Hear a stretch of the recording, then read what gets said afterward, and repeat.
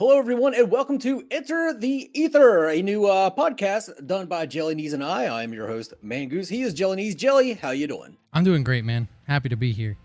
Same here. This is the first episode of this. We've been thinking about doing this for a while, and we've kind of been delaying it because there hasn't been a lot of news coming out about Ethereal, but we're tired of not talking about Ethereal, so we're just going to get into it. We're going to talk about some of the history, some of the changes that they've made, and how far they've come since their inception back in 2017, I believe it was. Do you have the numbers on that by any chance, Jelly? Because I don't have. That sounds about right. Exact 2017, because it was right before Paragon died that they kind of sprouted. So, and that was April 2018. So it's got to be 2017.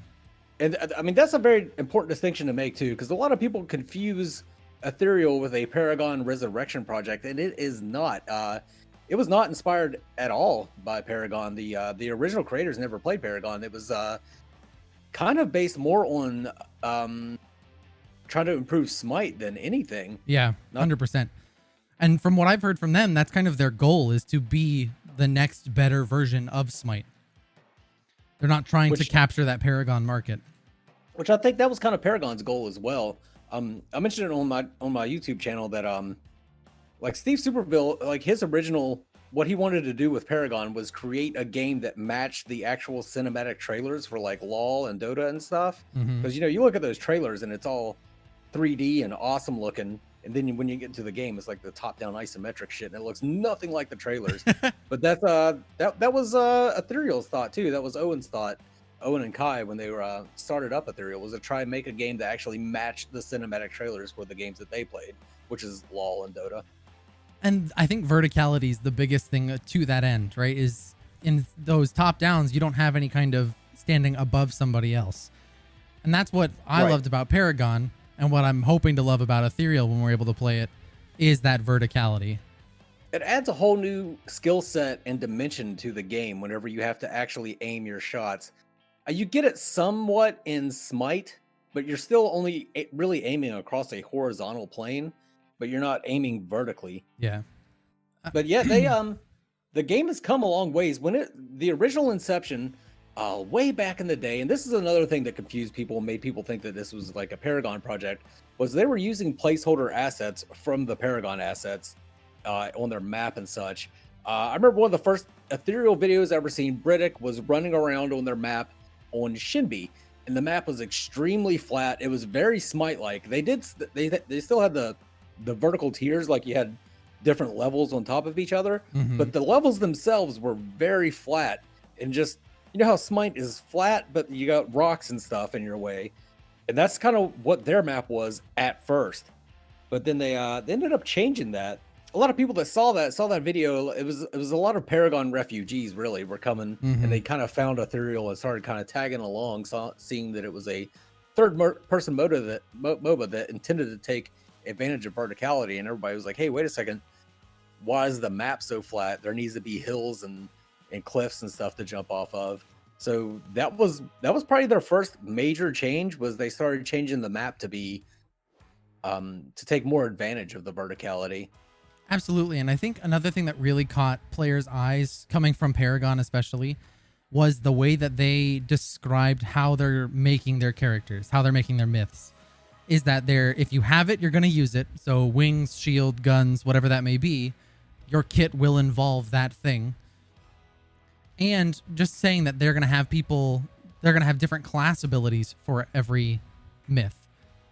And that they're all going to fit into one specific class that has a unique ability just in that class that no other classes have, which is a very cool idea that I haven't seen really done in a MOBA space before. That's something I'd forgotten about. Their dedication to saying, if your character has it, then you're going to use it. I think a good example of that was Greystone, the very first iteration of Greystone. He had that shield, so everybody assumed he was a tank. He was actually meant to be a melee carry. They always said that Seraph was the first melee carry. It was actually Greystone was first introduced as a carry, but people played him as a tank because he had that shield. However, the shield played no part in his kit whatsoever. I mean, it ended up, he had the deflectability, but when he was first introduced, that shield didn't do jack shit. Yep, and that's the case in so many MOBAs, is that your character looks really cool and has all these cool things that they then don't use for whatever reason. So it's a Right. very strange design aspect that I love that they're combating that idea by making sure that everyone they do design follows that principles. With the biggest thing, of course, being the wings for Sky Slayers. No other MOBA has ever had a hero that can just straight up fly. I mean, you have like Muriel can kind of, fly across the map, but she can't control her flight. She targets an area and then flies to it. Sort of the same way with Sarah. She can fly up in the air and then just come right back down. But no other MOBA really has a hero that can just straight up fly at will. Create their own verticality just by nature of being a character. Yeah. That's a really interesting concept. And that's partly why I'm most excited to play a Sky Slayer, is because of that concept. Just seeing how it works and how it functions against a MOBA structure. Being able to fly over your enemies is going to be a weird thing that you have to think about. More so than just like, I know that there's a vertical spot to my left. Now I have to think about someone could just be flying above me and I may not know. Yeah. I think it's going to be very difficult to balance the Sky Slayers. I think they've got a challenge on their hands right there. When we've talked about it before and for the minions, that balancing the class abilities is going to be probably their hardest challenge throughout all of this. In making sure that one class doesn't feel useless or too weak in comparison to the others, but people like the Sky Slayers or the Reapers being able to climb things isn't going to create its own issue by being too strong that you have to take one of those two things. Right. And they have some great game designers though that I'm sure that they'll put their heads together and come up with a solution and be able to balance this out. I don't think there's no way in hell that their opening alpha is going to be balanced. No, like it's going to take some time. Absolutely. That opening alpha is got to be more of a tech test or a tech demo than really a playable 6v6 game, which is the other thing that they're doing, is that it's instead of 5v5, it's 6v6, which will create its own kind of meta and instances that people have to figure out how to play against, because there's an extra body on each team than you're used to. And that was actually my first concern about the game. My first major concern was that having 2 extra people in the queue was going to make queue times last too long. And that's something that's another big hurdle that they're going to have to tackle. It doesn't seem like a big thing, but just queuing 5 people against 5 people can be difficult enough as it is. When you're doing 6 versus 6, that just adds to it just a little bit more. Absolutely. And if you consider, in comparison to something like Fault, queue times, if you're on at the wrong time of day, queue times on Fault can take you upwards of 30 minutes. Mm-hmm. So you have to account for your player base and all of that. And hopefully Ethereal's able to overcome that and have a significant player base at all times of day that they don't have to worry about queue times or anything like that. I certainly hope so. One thing we're not going to have is ex-Ethereal players ganging up on people. You'll of course have people of varying skill levels, but you're not going to have people that are just,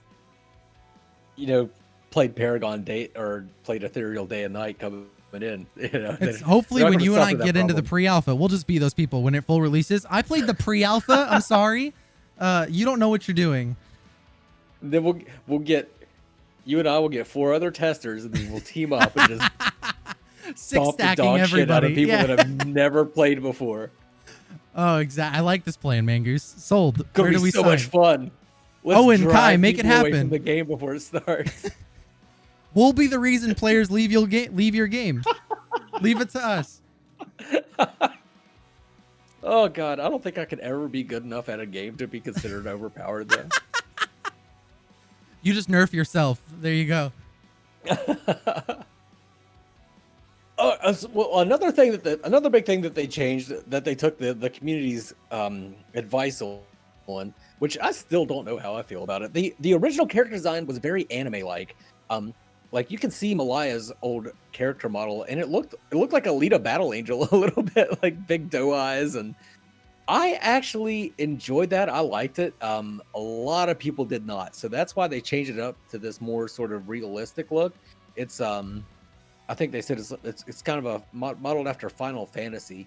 Yeah. But that is one of the changes that they made, and I really like the look of the new characters too, but you know what? I didn't mind the old ones, not at all. See, and I'm It's the still complete weed coming opposite out from at you. me. I was one of those people that were like, nope, nope, we need something better than this, please.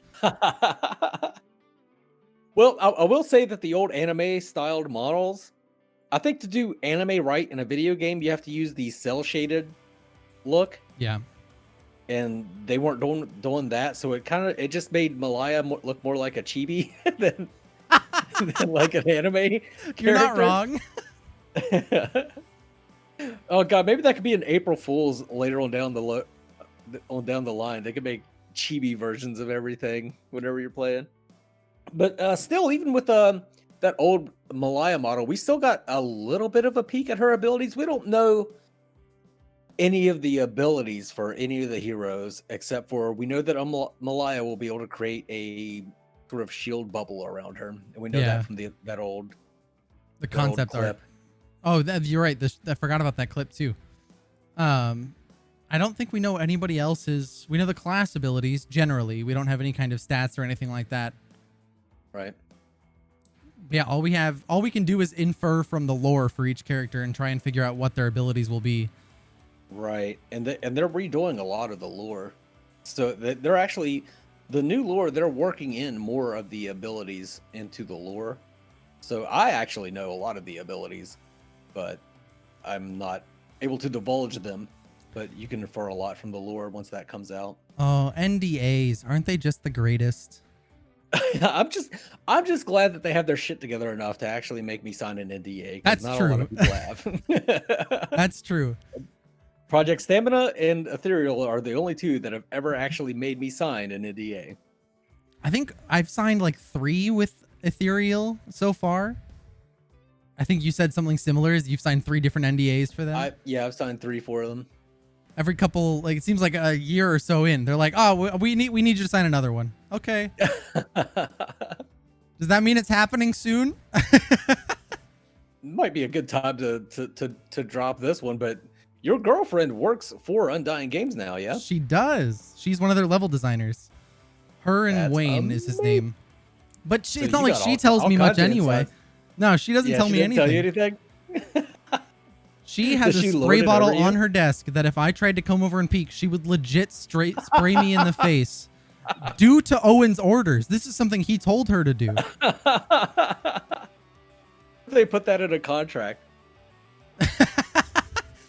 If anybody comes by, you must spray them in the face with a water bottle. Oh, that's pretty funny. Yeah, no, I don't know anything. They have meetings and she'll take her laptop into the other room and be very quiet about it. And right, it's like I want to stand by the door and try and listen, but she's got headphones in because she knows I'll stand by the door and try and listen. I can't do anything. That's amazing. I That wanna know. should reassure people too. A lot of people think that it's just kind of a hoax and that the game will never come out.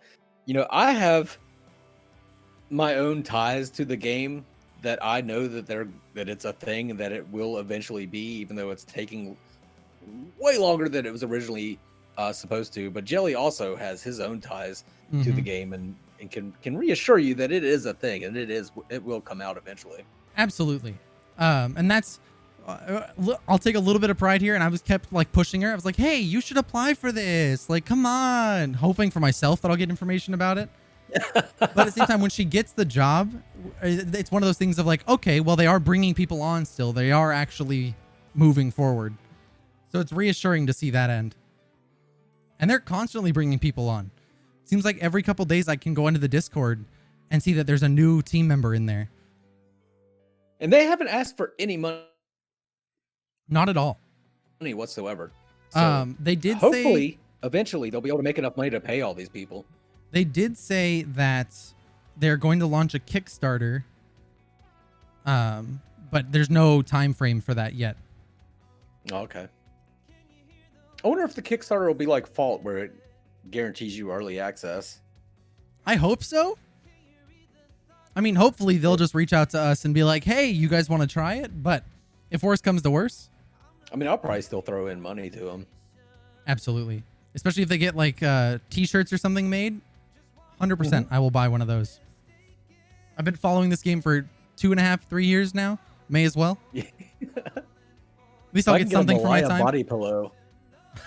Body pillow?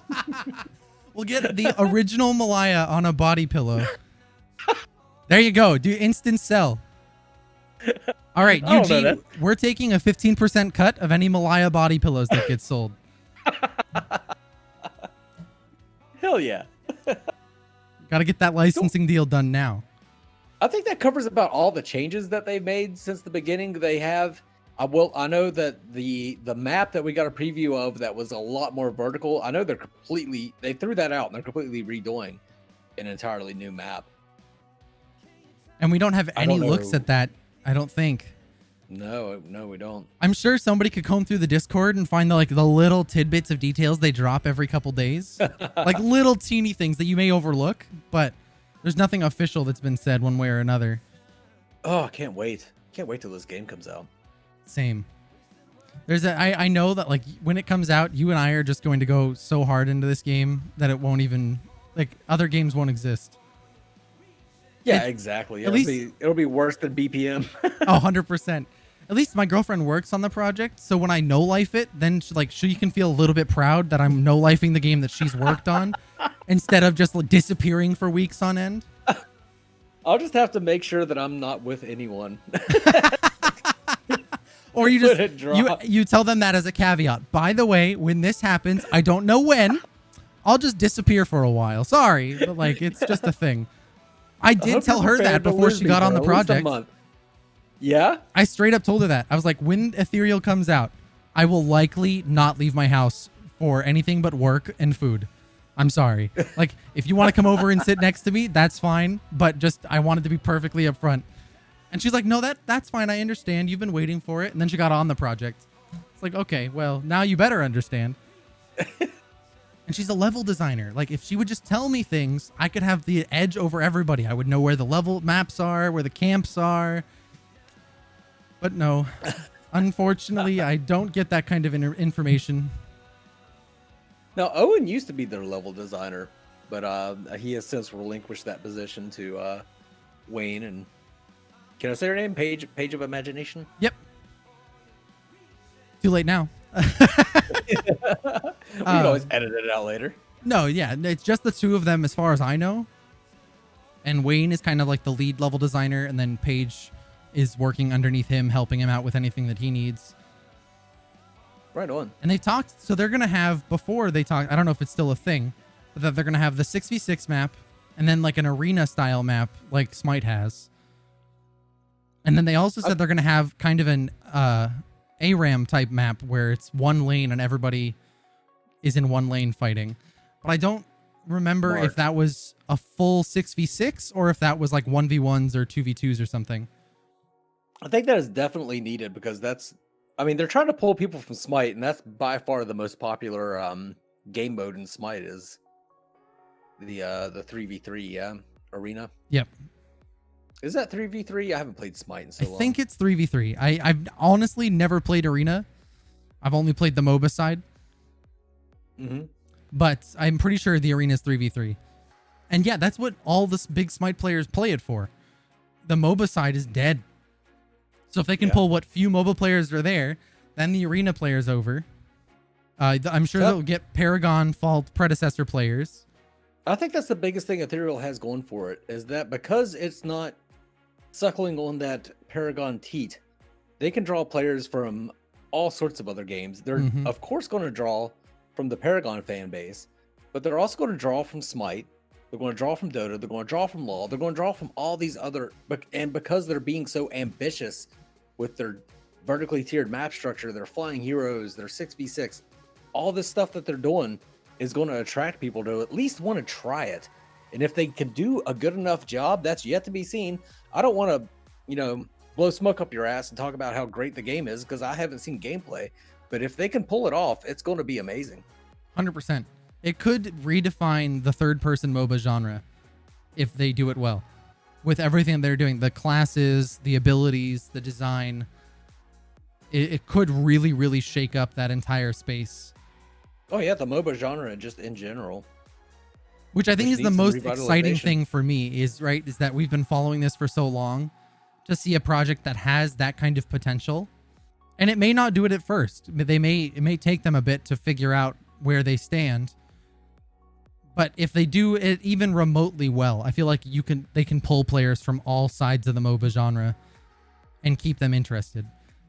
I'm hoping that when I finally encounter the game, it'll be like when I encountered Paragon. It was so new and so interesting that it blew my mind. And I hope that's what I get with Ethereal. Same here. All right, I think that's probably going to wrap it up. We've been going for what? 30 minutes or so? About 30 minutes. I think that's what we should probably try and keep these at, is about 30 minutes to an hour. Of course, we'll probably get into more hour-long ones whenever we actually have some new news to talk about. Yeah. I'm going to start I'm going to talk to Owen and start trying to pull in some people to interview. Maybe we can get some of the voice actors on here and everything, because their voice acting is amazing for this game. But yeah, that'd be great. Jelly, you got anything you want to plug? You got any videos out or anything? No videos out right now that I think haven't been out for a bit, but Twitch stream Monday through Sunday. That was a weird way to put it, but yeah, Monday through Sunday, twitch.tv/jellyknees. Right on. And if you guys have never seen my alternate channel, The Manly Goose, I do a lot of cooking, and I'm going to start a new series on there called The State of Fear, where I'm going to go through state by state and talk about ghost stories from each state. And I think, yeah, if you guys aren't checking out The Manly Goose, take a look at that. And that's all I got. But I think that's going to wrap it up. So from Jelly Knees and we bid you adieu. Good. Fuck. I just really looking forward to this. I hope you guys are looking forward to this game as well. But for now, this is the Mangoose and Jelly Knees signing off. You guys have a good one. We'll have to work on that outro. Mangoose.